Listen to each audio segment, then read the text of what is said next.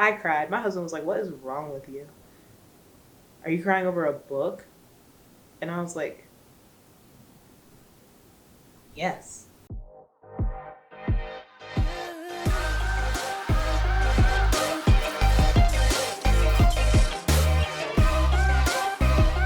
Hello everybody and welcome to my channel. I am Anastasia, known as the Black Bookworm, and today I never really thought I'd be the type of person to like give recs, but maybe I will one day.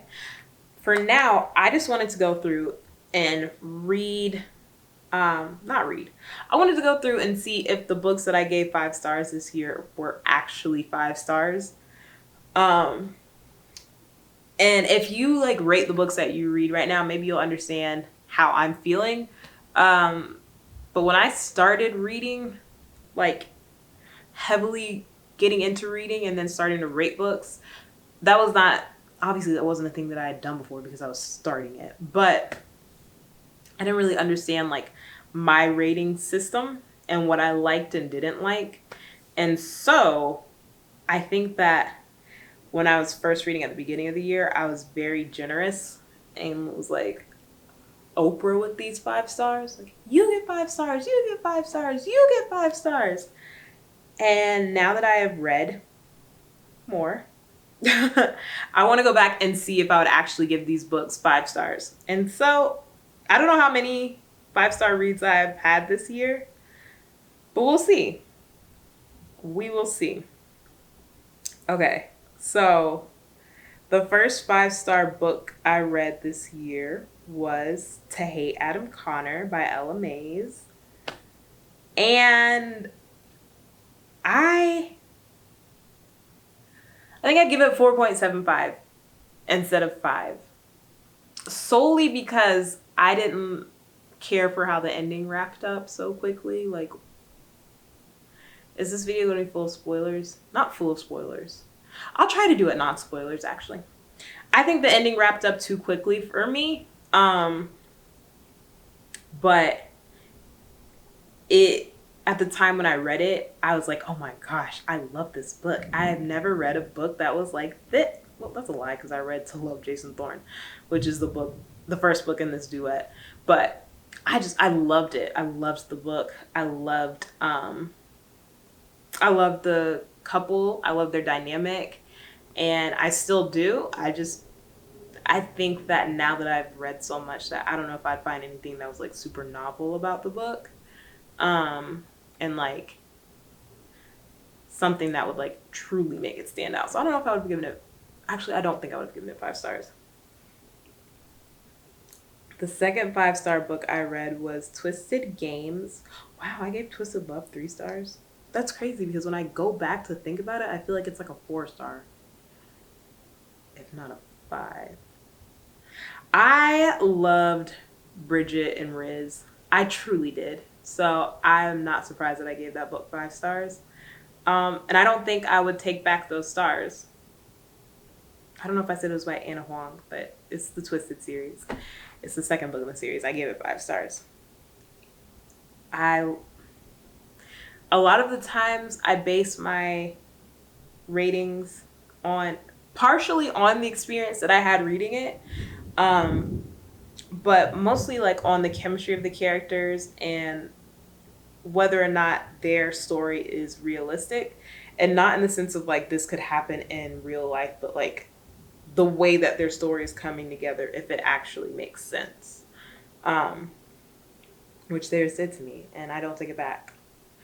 The next 5-star book that I read was The Fine Print by Lauren Asher. Woo!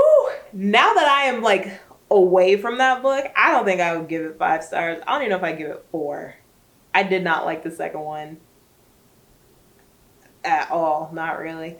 And not to hold that against the first one, but the first one was not. Now that I've read books that kind of talk about diversity in a more in-depth way, I don't think I'd be as like impressed with the representation that was in this book. It felt very preachy and not really genuine now that I look back on it, but before I was just happy to see it. So I just need to raise my standards a little bit, and that's okay. We learn. Weather Girl by Rachel Lynn Solomon. I have a soft spot for her because of the X Talk. Like, I loved that book. Because I had, once upon a time, I had a show idea for a podcast that was literally the premise of this book. And this was like 6 years ago. And so to see it in a book, I was like, oh my God, I kind of want to read it. I'm kind of a little iffy.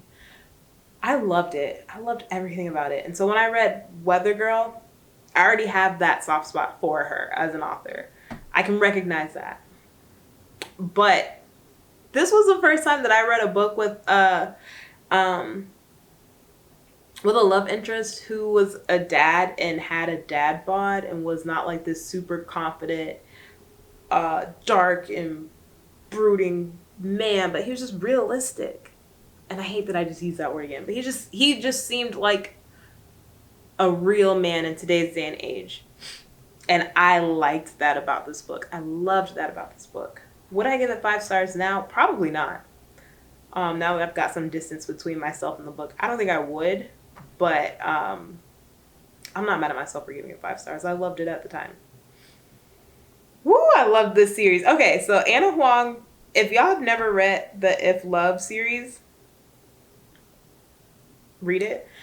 There's also, if you read the Twisted series, she talks about, like, I think it's called Bacon Crumble, and then, like, Nate, I don't know his last name, but, like, there's characters and references from this series that are in her Twisted books.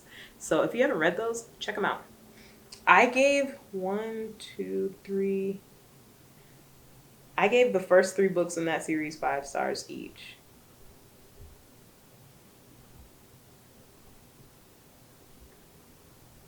I liked the concept of the book of students going on a trip together for study abroad for like a year. I think they were gone. They were in Asia.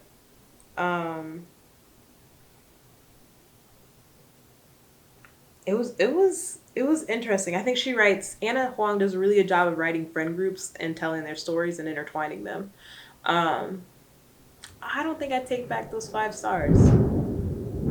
That was loud thunder. I don't know if y'all can hear that. That was loud thunder. But we're gonna keep pushing.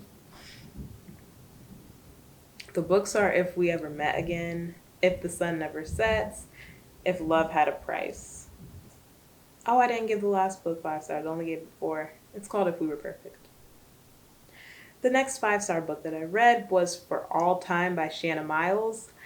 It was so good. It was a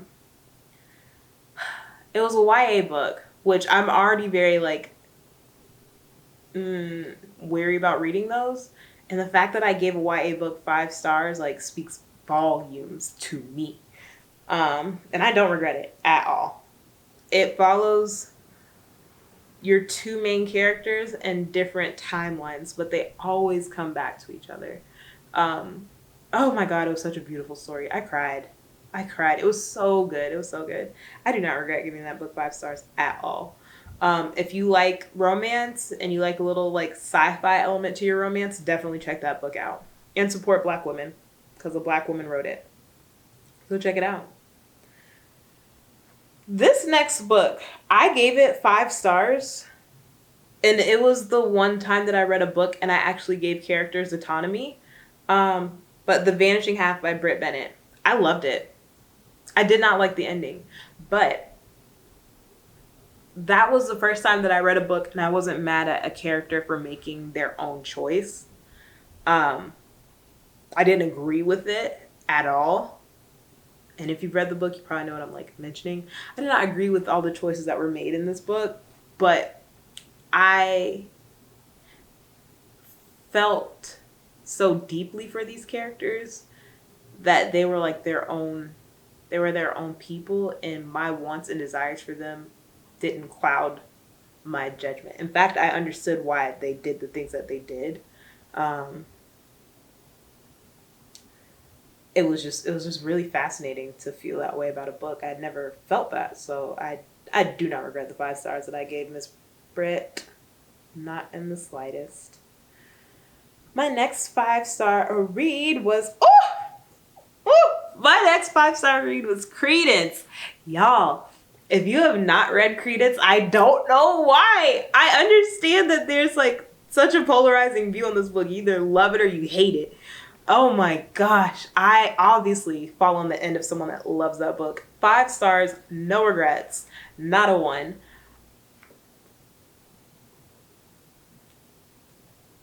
I'm going to talk about Credence till the cows come home. Read that book. I do not regret a single star that I gave Credence. I don't. I might go back and reread that. I'm not one to reread books, so the fact that I'm contemplating going back to reread it is like huge. That was the first book that I read on Kindle Unlimited where I went to the bookstore and was like, do you have Credence? I want to buy it. I haven't bought it yet because I couldn't justify the amount of money they were asking for it, but the sentiment was there. So you get my point. I don't regret my 5 stars for Credence at all. Not for a second. If you didn't know, if you couldn't tell, now you know. The next 5-star book I read was 1,000 Boy Kisses by Tilly Cole. Oh my God. And I don't regret that either. I cried for 2 hours reading that book. 2 whole hours. I cried. My husband was like, what is wrong with you? Are you crying over a book? And I was like, yes. It was so good. I don't regret it. A lot of people talk about it. I get why. Nobody wanted to mention that I was going to be sobbing for forever, but it's whatever. Again, a marriage redemption novella by J.L. Seegers. This thunder is loud, y'all. I don't regret it. I don't regret those 5 stars. Now, I don't read enough novellas to know if I rated that correctly. Maybe if I read more by the end of the year, I might change my mind. But like a lot of the book, I was like, man, I wish this was more fleshed out. I wish it was longer, but that's not the point of a novella. It's supposed to be short.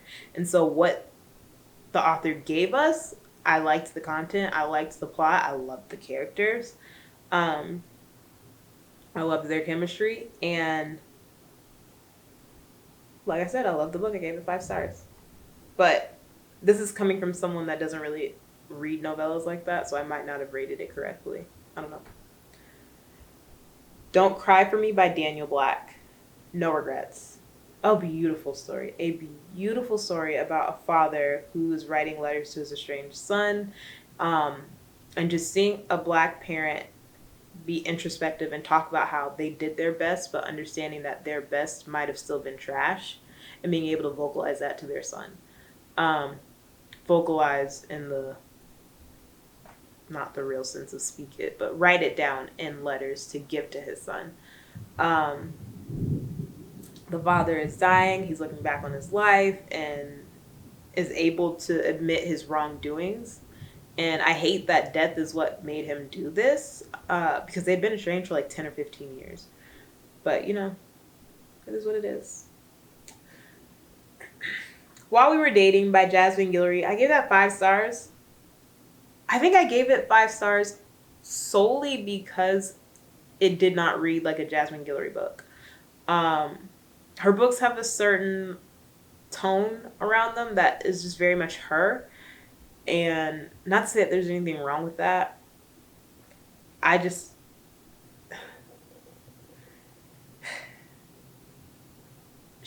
when I read her books, I feel like someone who like is eating a cupcake and like reading them in like a unicorn blanket and just sweet and innocent. And that's what I get from her.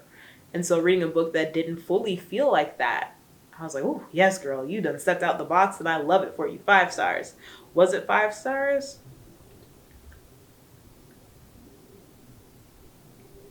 No. I don't regret it though. It is what it is. I gave it 5 stars.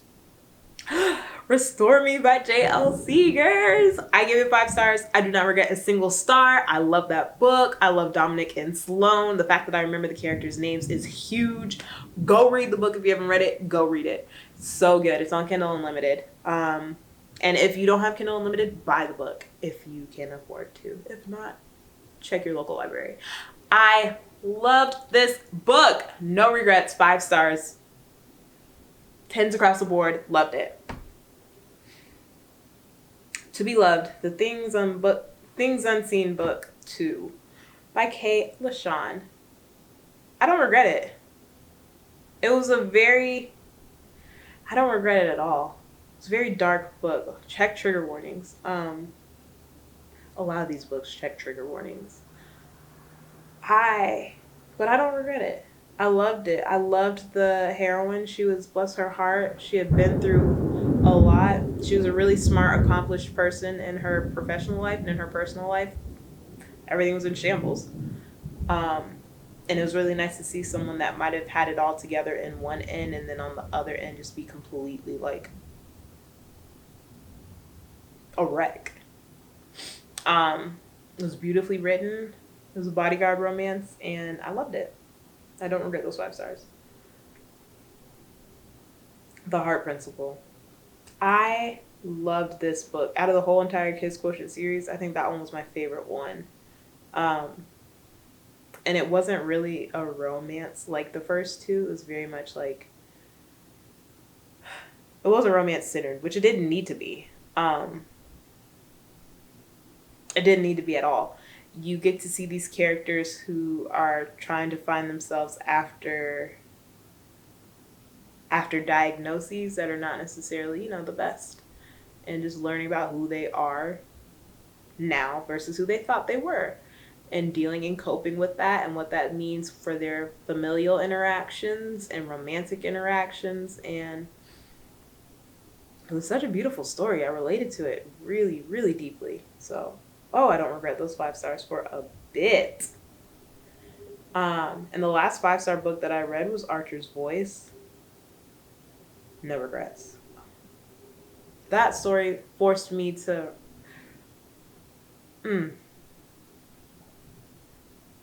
I wanted so badly for Archer to be able to communicate, which you learn if you read the back of the book, he doesn't talk. And I was like, I want this so badly for him. I wanted something so badly for this character. But what I wanted wasn't a reflection of who he was. It was a reflection of who I am. And he was able to live a full life. And I had to take a step back and realize what I deem as a full life and what others deem as a full life is not the same. And maybe because I'm viewing it from an ableistic lens, and it forced me to confront that. And I don't regret that experience at all. 5 stars. Archer's Voice by Mia Sheridan. I don't know if I said it's by Mia Sheridan. That was it for my 5-star reads. Thank you so much for watching. If you liked this video, please do not forget to like, comment, and subscribe. Turn on those post notifications. New videos come out every Monday.